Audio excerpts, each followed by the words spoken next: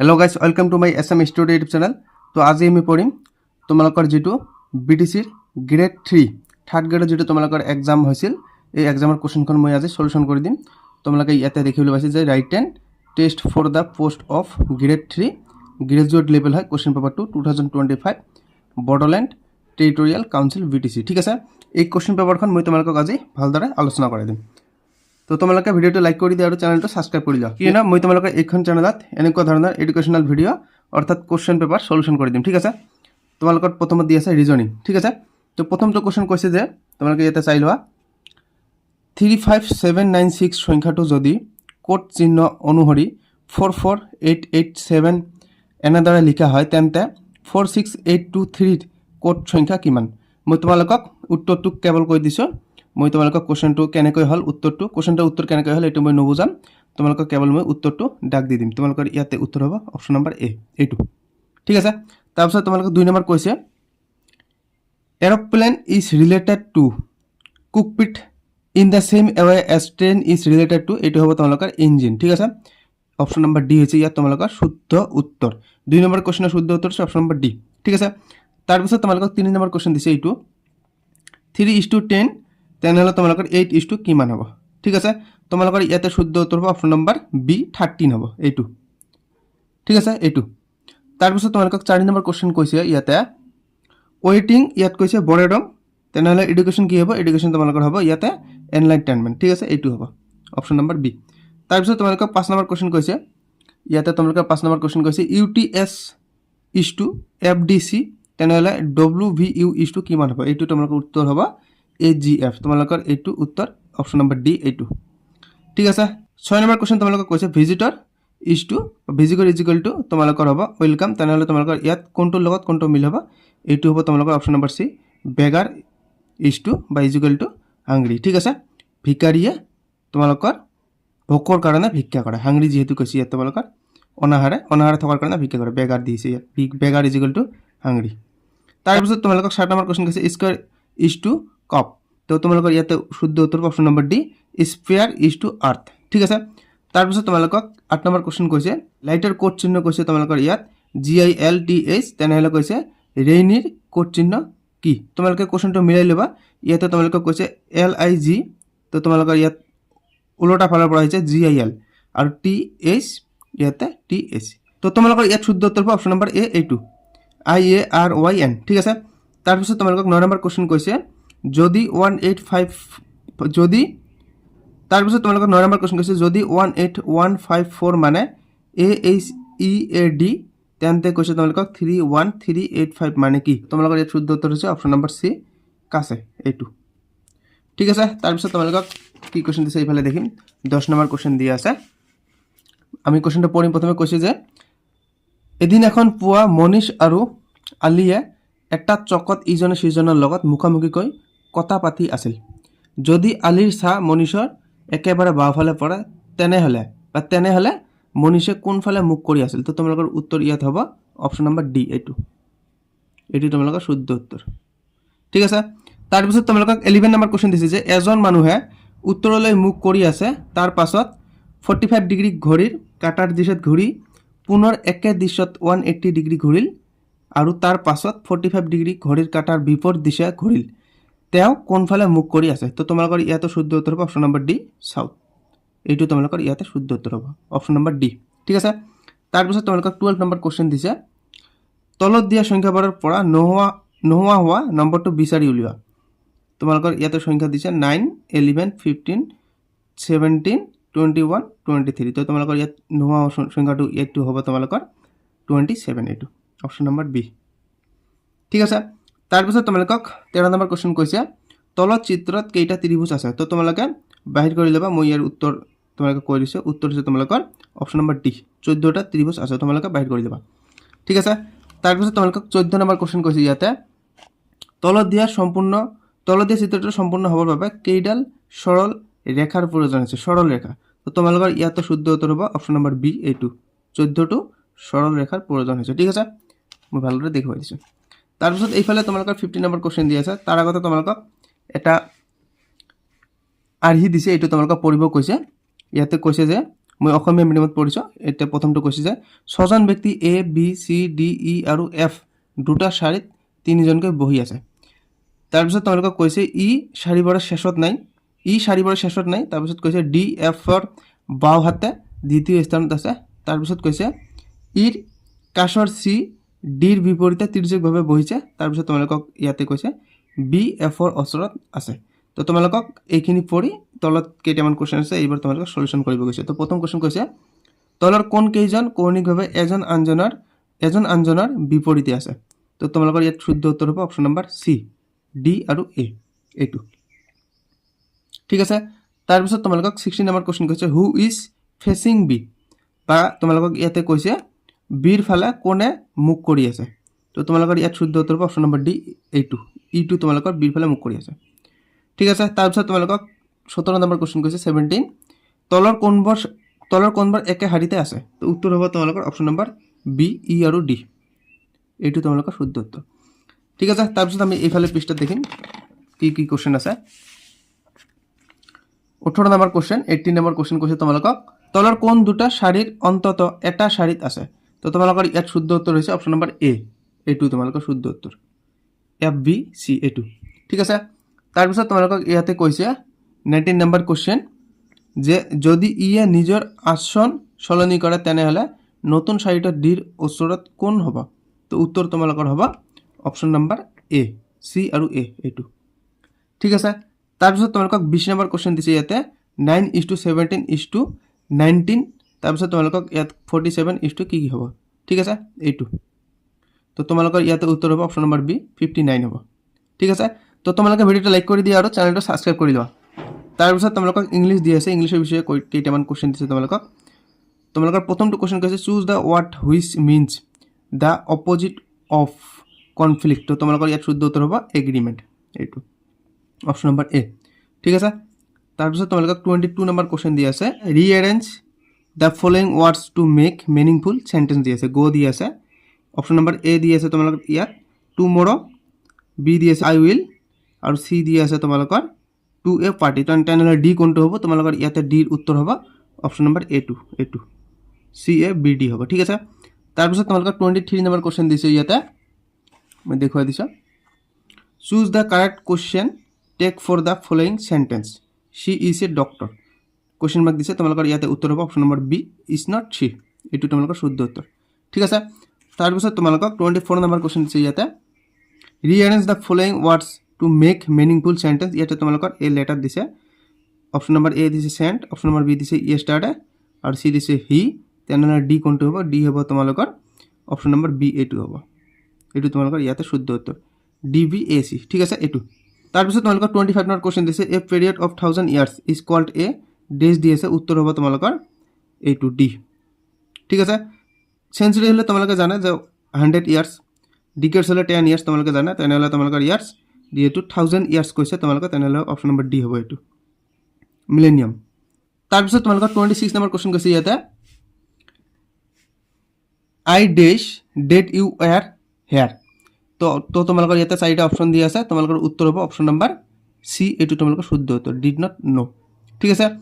তাৰপিছত তোমালোকক 27 number question দিছে the plural form of main of ৱেৰ is.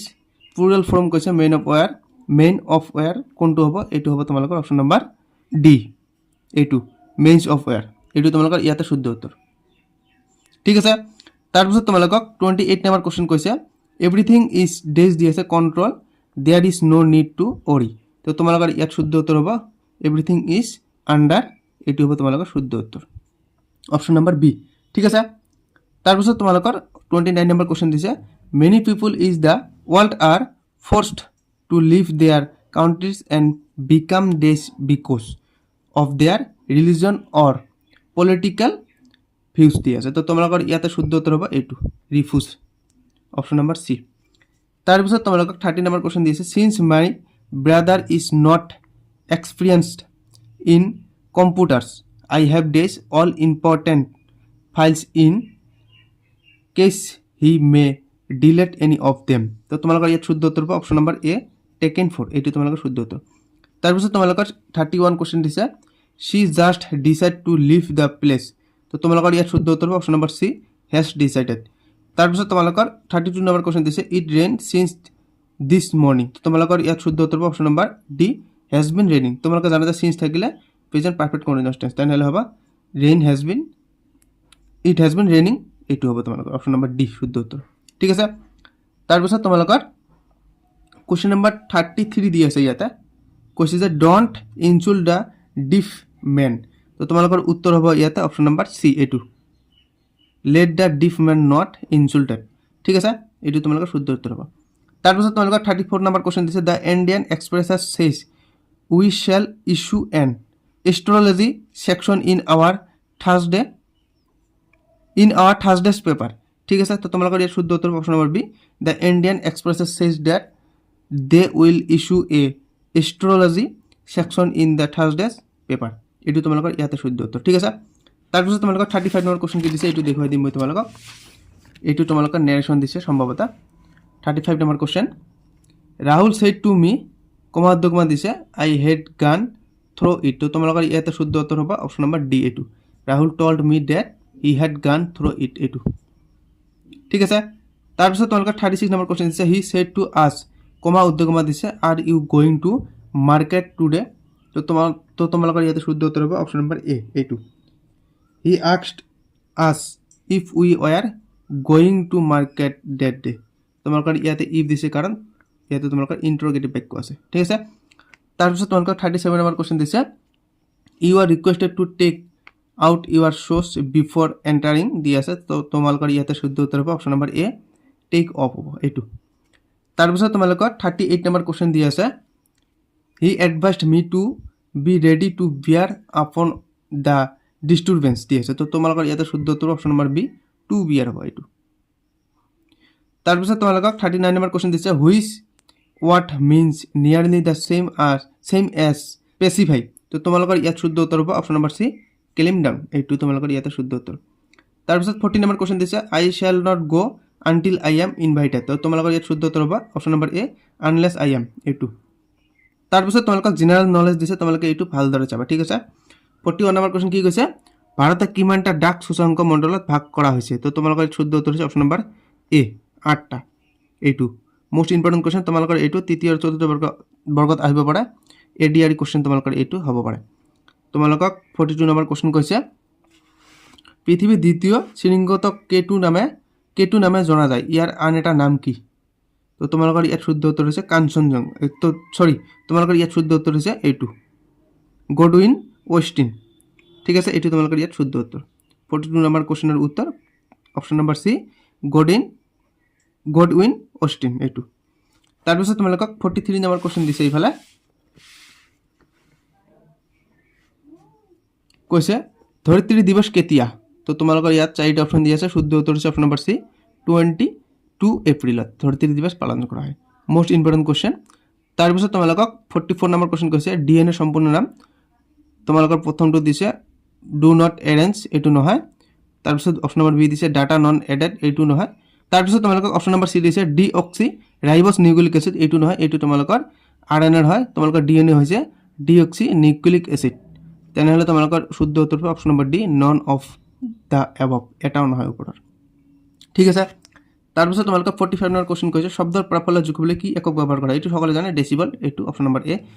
তাৰপিছত তোমালোকৰ 46 নম্বৰ কুৱেশ্যন কৈছে 1 কিলোমিটাৰত কিমান মাইল, এইটো সকলোৱে জানে অপশ্যন নম্বৰ ডি ইয়াৰ শুদ্ধ উত্তৰ 0.62 মাইল, এইটো মনত ৰাখিবা যে 1 কিলোমিটাৰত কিমান মাইল 0.62, এইটো। তাৰপিছত তোমালোকক 47 নম্বৰ কুৱেশ্যন দিছে ভাৰতৰ মুখ্য নিৰ্বাচন আয়ুক্তই কাৰ্যভাৰ 10 বছৰৰ বাবে গ্ৰহণ কৰে। তোমালোকৰ ইয়াত শুদ্ধ উত্তৰ হৈছে অপশ্যন নম্বৰ এ 6 বছৰৰ বাবে।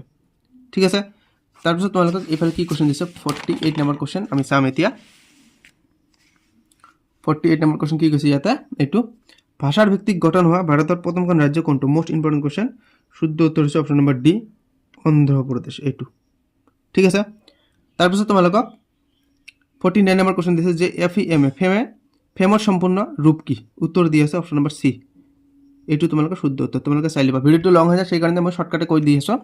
তোমালোকৰ 50 নম্বৰ কুৱেশ্যন কৈছে ৰিজাৰ্ভ বেংক অফ ইণ্ডিয়াৰ প্ৰত্যেকটো কোনটো জন্তু, সকলোৱে জানে টাইগাৰ বাঘ হয় এইটো। তাৰপিছত তোমালোকক 51 নম্বৰ কুৱেশ্যন দিছে কংগ্ৰেছৰ কোনখন অধিৱেশনত পূৰ্ণ স্বৰাজ ঘোষণা কৰা হয়, এইটো সকলোৱে জানে যে কলকাতা অধিৱেশনত, এইটো ক্লাছ 9ত আছে তোমালোকৰ। ঠিক আছে, ক্লাছ 9 সমাজ বিজ্ঞানত পলিটিকেল সায়েন্সত আছে। তাৰপিছত তোমালোকৰ 52 নম্বৰ কোৱেশ্চন কৈছে যে পলাশীৰ যুদ্ধ কোন চনত হৈছিল? অপশ্যন নম্বৰ এ শুদ্ধ উত্তৰ 1757 অৰ্থাৎ 1757 চনত। আৰু যদি তোমালোকক ইয়াতে কল হয় যে চিপাহী বিদ্ৰোহ কিমান চনত, তেনেহ'লে হ'ব তোমালোকৰ উত্তৰ 1857। ঠিক আছে, এইটো তোমালোকৰ চিপাহী বিদ্ৰোহ, এইটো তোমালোকৰ পলাশী যুদ্ধ 1757।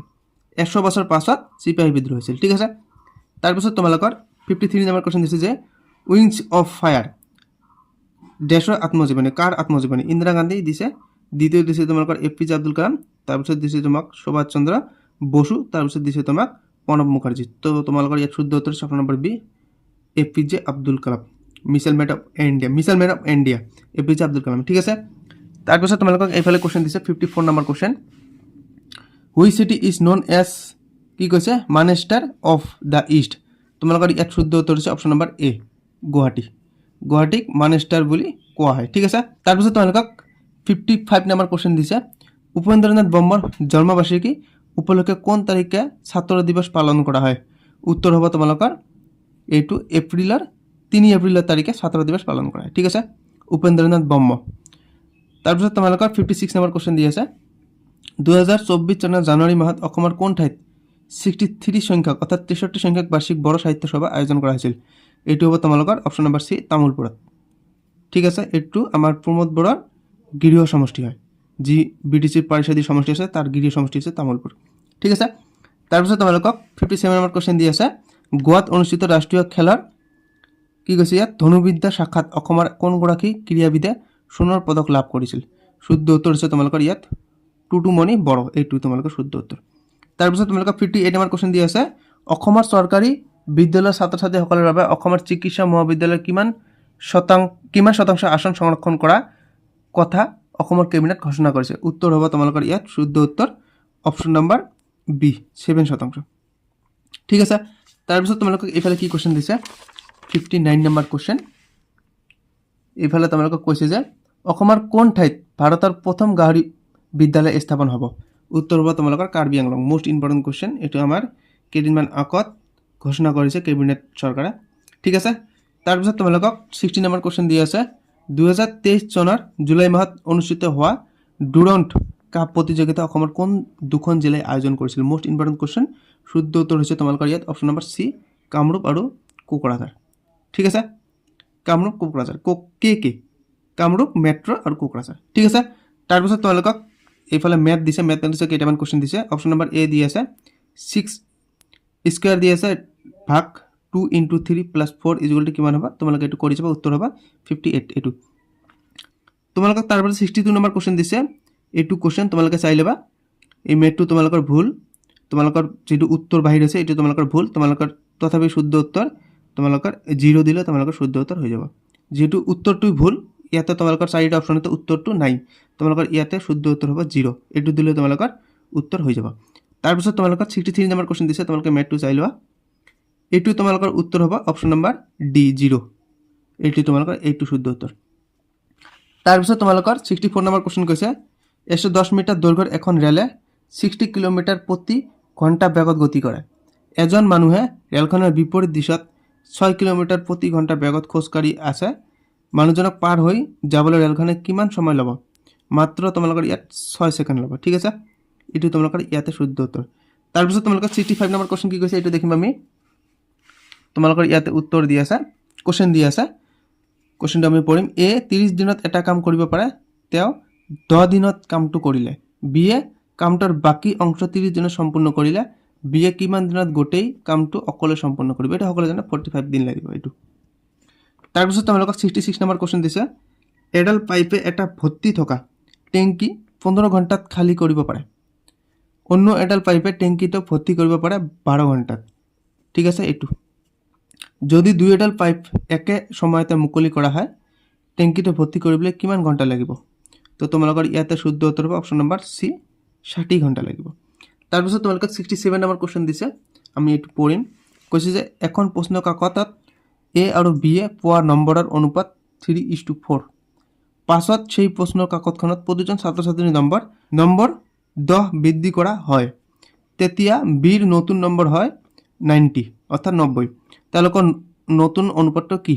তো উত্তৰ হ'ব তোমালোকৰ ইয়াত অপশ্যন নম্বৰ চি 7:9 ঠিক আছে তাৰপিছত তোমালোকক 68 নম্বৰ কোৱেশ্চন কৈছে তাৰপিছত তোমালোকক 68 নম্বৰ কোৱেশ্চন দি আছে 25 আৰু 10ৰ তৃতীয় সমানুপাত্য নিৰ্ণয় কৰা উত্তৰ হ'ব তোমালোকৰ 4 এইটো অপশ্যন নম্বৰ চি তাৰপিছত তোমালোকক 69 নম্বৰ কোৱেশ্চন দিছে গাখীৰ আৰু পানীৰ 10 লিটাৰ মিশ্ৰণ এটাত গাখীৰ আৰু পানীৰ অনুপাত 3:1 ইয়াত আৰু কিমান লিটাৰ পানী দিলে অনুপাতটো 2:1 হ'ব তো উত্তৰ হ'ব তোমালোকৰ অপশ্যন নম্বৰ চি 8.75 লিটাৰ পানী দিলে আমাৰ ইছটো হ'ব 2:1 ঠিক আছে তাৰপিছত তোমালোকক 70 নম্বৰ কোৱেশ্চন দিছে 70 নম্বৰ কোৱেশ্চন 45 মিটাৰ বাহুৰ ঘনপাত্ৰ এটাৰ আধা অংশ পানীৰে ভৰোৱা আছে 20 মিটাৰ বাহুৰ এটা কঠিন ঘনক ইয়াত ডুব গ'ল তেন্তে পাত্ৰটোত পানীৰ উচ্চতা বৃদ্ধি কিমান নিৰ্ণয় কৰক কিমান হ'ব তোমাক নিৰ্ণয় কৰিব কৈছে তো উত্তৰ হ'ব তোমালোকৰ ইয়াত অপশ্যন নম্বৰ বি এইটো 3.95 মিটাৰ